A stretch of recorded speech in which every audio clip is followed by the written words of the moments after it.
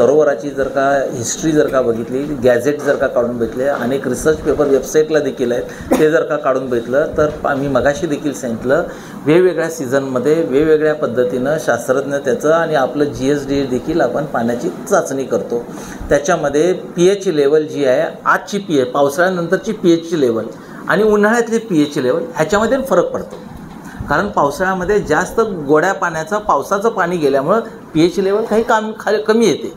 जेव्हा तेच जर का बाष्पीभवनाची प्रक्रिया पूर्ण झाल्यानंतर ते पुन्हा ॲसिडिक लेवलला जातं, पुन्हा त्याची जी काही pH लेवल बऱ्यापैकी त्याच्यामध्ये तफावत आहे. हा व्हेरिएशन्स आहे, हे नैसर्गिक सायकलप्रमाणे प्रक्रियेप्रमाणे हे राहणाऱ्या बाबी आहेत.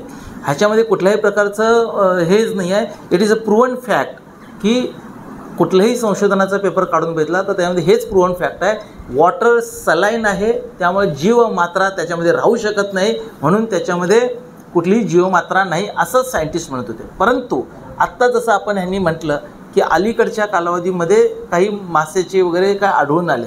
आता ती जी काही नैसर्गिक जर का कुठली काय प्रक्रिया असेल तर त्याच्या संदर्भात त्याचं संशोधन योग्य ते होईल. आपण वन्य खात्याकडनं त्याबाबतचा आपण अहवाल देखील मागवले.